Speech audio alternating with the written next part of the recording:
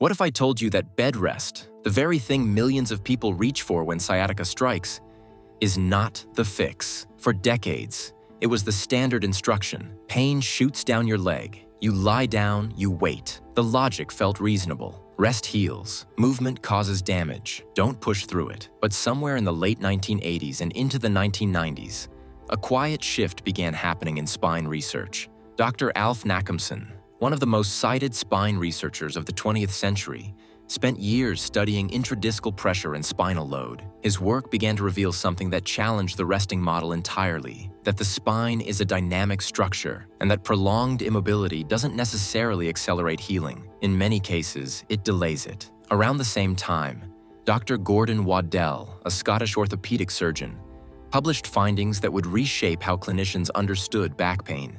He found that inactivity was not neutral. It was its own kind of harm. And more recently, researchers like Dr. Peter O'Sullivan at Curtin University have built an entire evidence-informed movement around the idea that unhelpful beliefs about pain, including the belief that movement is dangerous, may actually amplify how the nervous system processes that pain. Three researchers, 3 different decades. The same quiet conclusion. So, what changed? Not their talent, not their luck. Their understanding of how the spine adapts changed. And today, I'll walk you through the principles that research shows actually improve sciatica symptoms. Principles that are often the opposite of what people assume. Whether you've been dealing with this for 2 weeks or 2 years, this is worth understanding carefully. Habit 1. Controlled, gentle movement. Not rest, not aggression. The misconception is that sciatica requires stillness, that if you move, you'll worsen the herniated disc, irritate the nerve further, cause more damage. Here's what the research consistently shows instead. The sciatic nerve, like any nerve tissue, responds to graded exposure, not forced movement, not aggressive stretching, graded exposure. Small, deliberate, pain-informed movement that slowly reintroduces the nervous system to normal ranges of motion without triggering a large fear or pain response. Dr. Lorimer Moseley, a neuroscientist and pain researcher at the University of South Australia, has published extensively on what's called cortical body map disruption, the way chronic pain can cause the brain to misrepresent the body and overestimate threat. Gentle movement, in his framework, is partly neurological recalibration. For cautious adults navigating nerve pain relief, this doesn't mean a walk around the block when you're at a 7 out of 10 on the pain scale. It may mean a slow 5-minute walk at a 2 or 3. The dose matters. The intention matters. In many cases, the right starting point is smaller than people expect. Habit 2. Understanding load. The disc is not fragile. A common fear among people with a herniated disc is that their spine is damaged in a way that makes it permanently vulnerable, that any pressure, any load, any wrong movement could worsen the disc. This belief, while understandable, isn't fully supported by the evidence. Dr. Stuart McGill, Professor Emeritus of Spine Biomechanics at the University of Waterloo, has spent over 30 years studying spinal load tolerance. His research helped clarify something important. The spine is designed to bear load. The question is, what type of load, at what volume, and at what stage of tissue irritation? What we commonly see in clinical settings is that people who avoid load entirely for extended periods often experience a secondary problem. Their supporting musculature deconditions, their movement patterns become guarded, and paradoxically, the spine becomes less stable over time. The practical principle here, it depends on the individual and the stage of irritation. But in many cases, some form of supported low-load movement, walking, gentle postural shifts, low-range movements, is more protective than prolonged avoidance. A spine specialist can help determine what's appropriate for a specific presentation. That context matters. Habit 3. Pain sensitivity is not the same as tissue damage. This is perhaps the most important concept in modern lower back pain treatment. Pain is an output of the nervous system. It is not always a direct measurement of how much damage exists in the tissue. Dr. Clifford Wolfe at Harvard Medical School has conducted foundational research on what's called central sensitization, a state where the nervous system becomes amplified in its threat response. In this state, stimuli that shouldn't produce significant pain do. The nerve is not more damaged, it is more sensitive. For people dealing with sciatica, this distinction is meaningful. It means that high pain levels don't automatically confirm high tissue damage.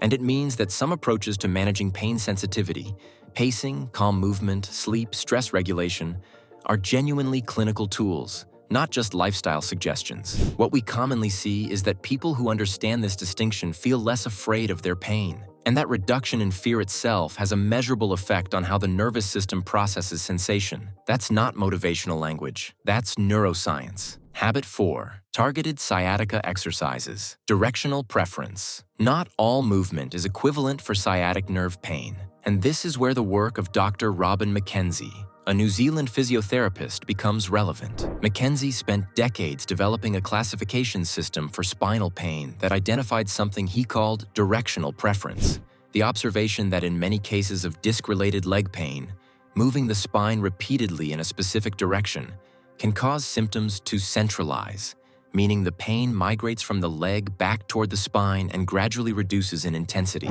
This principle formed the foundation of what's now called the Mackenzie method, and it remains one of the more researched approaches to mechanical lower back pain treatment. The practical implication for cautious adults: not every sciatica exercise will be appropriate for every person. Some individuals find that gentle extension movements, lying prone, for example, reduce leg symptoms over time. Others respond differently. It depends on the individual. The classification of your specific presentation matters enormously. Generic exercise programs may not reflect your actual directional preference. This is one reason a careful spine assessment, rather than a generalized YouTube routine, is worth pursuing for persistent symptoms. Habit 5. Nerve mobility, not aggressive stretching. Many people assume that stretching the piriformis or the hamstrings harder and longer will release the sciatic nerve faster. The evidence is more nuanced. The sciatic nerve, the longest nerve in the body, has its own mobility requirements. When it becomes sensitized or restricted, the response is not to aggressively elongate it. That approach can, in some presentations, increase irritation rather than relieve it. What research in neurodynamics suggests, largely built on the work of clinicians like David Butler and Michael Shacklock, is that gentle oscillatory nerve mobilization techniques tend to be better tolerated and more effective than end range, sustained stretches when a nerve is acutely sensitized. For cautious adults, this means that the impulse to stretch harder because it hurts is worth reconsidering. Gentle, rhythmic movements that take the nerve through a modest range without provoking significant pain are often better starting points. Less can genuinely be more when working with an irritated nerve. Why recovery is where progress actually happens. When you introduce a gentle stimulus, a short walk, a careful exercise, the nervous system responds, then adapts during rest, not during the movement itself. This is how neural recovery actually works. When people push too hard, repeating exercises too frequently, or working through escalating symptoms, the nervous system stays elevated. Recovery stalls. Pacing is a clinical skill. It means doing less than you think you can on good days, so you don't pay for it over the next 3 days. A quiet afternoon isn't wasted time. It's part of the treatment. Progress doesn't always feel like effort. Sometimes it feels like patience. Bed rest was never the full story. Neither was aggressive stretching. Neither was waiting for surgery to become the only option. What the evidence suggests, from Nackhamson to Mosley, from McGill to Mackenzie, is that sciatica is a condition that responds to understanding. The way you relate to your pain, the way you move within it, the way you pace your recovery. These are not soft variables. They are clinical inputs. The spine adapts. The nervous system learns. Movement, when it's thoughtful and well-calibrated, is not a risk. In many cases, it's a form of treatment. That doesn't mean every presentation is the same. It doesn't mean the answer is always more exercise. And it doesn't mean symptoms that persist for months should be managed without proper assessment.